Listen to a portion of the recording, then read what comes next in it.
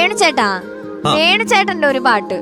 ഉറപ്പായിട്ടും അത് ന്യായമായിട്ടുള്ള ഞാൻ ചോദിക്കണമെന്ന് വിചാരിച്ചോണ്ടിരുന്ന ഇപ്പൊ വേണുചേട്ടൻ എന്നെ ക്രൂരമായിട്ട് നോക്കുന്ന അവിടെ, അതുകൊണ്ട് പിന്നെ വിട്ടതാ. വേണുചേട്ടൻ ഒരുപാട് പാട്ടുകൾ പാടിയിട്ടുണ്ടല്ലോ. ഏതെങ്കിലും ഉണരും ഈ ഗാനം, ഏതെങ്കിലും ഒരു പാട്ട് ഞങ്ങൾക്ക് വേണ്ടിയിട്ട്.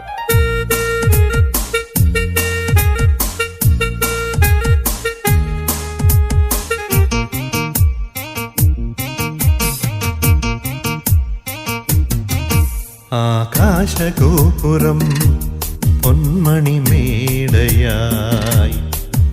അഭിലാഷഗീതകം സാഗരമായി. ആകാശഗോപുരം പൊന്മണിമേടയായി അഭിലാഷഗീതകം സാഗരമായി.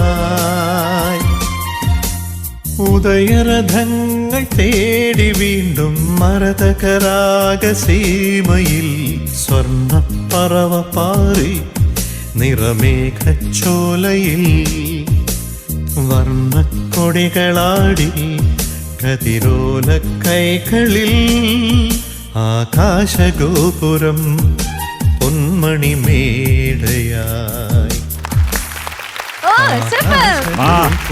താങ്ക് യു വേണുചേട്ടാ, താങ്ക് യു. വേണുചേട്ടൻ ഉണരും ഈ ഗാനം കേൾക്കണം. പയ്യെ നമുക്കിനി പോണ വഴി കേൾക്കാം. സുദീപേട്ടാ, ഇപ്പൊ ദേവരാജ മാസ്റ്റർ ഒരു സിംഗർക്ക് കൊടുക്കുന്ന ടിപ്സ് എന്തൊക്കെ? ഇപ്പൊ നേരത്തെ വേണുചേട്ടൻ പറയുന്നുണ്ടായിരുന്നു മുഖത്ത് നോക്കി പാടടാ, അങ്ങനെ എന്തോ പറഞ്ഞു എന്ന് വേണുചേട്ടൻ പറഞ്ഞിട്ടുണ്ടായിരുന്നു. അപ്പൊ അതുപോലെ ഒരു സിംഗർക്ക് ദേവരാജ മാസ്റ്റർ കൊടുക്കുന്ന ടിപ്സ് എന്തൊക്കെയാണ്? ടിപ്സ് എന്ന് പറയാമെന്ന് എനിക്ക് അറിഞ്ഞൂടാ. മാസ്റ്റർ ഒരു ഗായകനെയോ ഗായികയോ മോൾഡ് ചെയ്തെടുക്കുന്നതിൽ അതുപോലെ ഒരാൾ ഉണ്ടോ എന്ന് എനിക്കറിയില്ല. എന്ന് വെച്ചാൽ യേശുദാസ് സാറ് അല്ലെങ്കിൽ ജയേട്ടൻ, ഇവരൊക്കെ അദ്ദേഹത്തിൻ്റെ ഏറ്റവും കൂടുതൽ പാട്ടുകൾ പാടിയിട്ടുള്ളവരാണ്. അവരുടെ ആദ്യകാല ഗാനങ്ങളിലൊക്കെയും മാസ്റ്ററുടെ വളരെ കൃത്യമായിട്ടുള്ള ഗൈഡൻസ് ഉണ്ട്. ഓരോ പാട്ടിലും ഓരോ അക്ഷരവും പറഞ്ഞിരിക്കുന്നതും. അപ്പോൾ അത് വലിയൊരു, അതുപോലെ പിന്നീട് മാസ്റ്റർ പാട്ടുകൾ പാടിയിട്ടുള്ള വേണിച്ചേട്ടൻ പാടിയിട്ടുണ്ട് പല പാട്ടുകളും. ഞങ്ങളുടെ മുൻ തലമുറയിൽപ്പെട്ടവരൊക്കെയും അദ്ദേഹത്തിൻ്റെ പാട്ടുകൾ പാടിയിട്ടുള്ളവരാണ്. ഞങ്ങൾക്കൊക്കെ വളരെ ചെറിയ ചെറിയ അവസരങ്ങൾ കിട്ടിയുള്ളൂ. ഞാൻ 2 പാട്ടുകളെ മാസ്റ്ററുടെ മ്യൂസിക്കിൽ പാടിയിട്ടുള്ളൂ. പക്ഷെ കുറേ പാട്ടുകൾ പഠിച്ചപ്പോഴൊക്കെ ഈ ഓരോ പാട്ടിലൂടെയും നമ്മൾ ഓരോന്ന് പഠിക്കുകയാണ്. അല്ല എന്തെങ്കിലും ഒരു കാര്യമായിട്ട് പറയുന്നതല്ല. ഒരു ഉദാഹരണം പറഞ്ഞാൽ ഇപ്പോൾ കുടമുല്ലപ്പൂവിനും മലയാളി പെണ്ണിനും ഈ പാട്ട് പാടുമ്പോൾ ഞാനൊരു ദിവസം ഉത്രാട സന്ധ്യ എന്ന് പറഞ്ഞപ്പോൾ മാസ്റ്റർ പറയാടാ നീ പാടുമ്പോൾ ഓ പോലെ തോന്നുന്നു.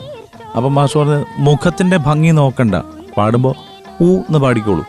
ഉത്രാട് എന്ന് പാടുമ്പോൾ ഊ കുറച്ചുകൂടെ കിട്ടും. അപ്പൊ അതെന്തുകൊണ്ടാ വെച്ചാൽ നിന്റെ ലിപ്പ് കുറച്ച് തടിയുള്ളതാണ്. അപ്പൊ ഓരോ ആളുടെ മുഖത്തിനനുസരിച്ച് മാസ്റ്റർ പറയും.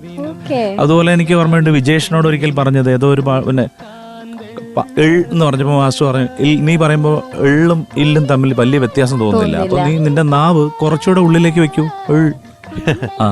അങ്ങനെ ഡീറ്റെയിൽ ആയിട്ട് മാസ്റ്റർ ഓരോ പാട്ട് പഠിപ്പിക്കുമ്പോഴും ഒരു പറഞ്ഞു കൊടുക്കുമായിരുന്നു. ഗാനമേള സുന്ദരി ഈ പാട്ടാണ് എന്നെ പഠിപ്പിച്ചത്. അപ്പൊ മാഷ് പറഞ്ഞു, എടാ ഈ പാട്ട് നീ വേദിയിൽ പാടുന്നു, ഈ പാട്ട് കേൾക്കാൻ മുൻപിൽ ഇരിക്കുന്നത് നിന്റെ ഭാര്യയല്ല, നിന്റെ കാമുകയാണ്.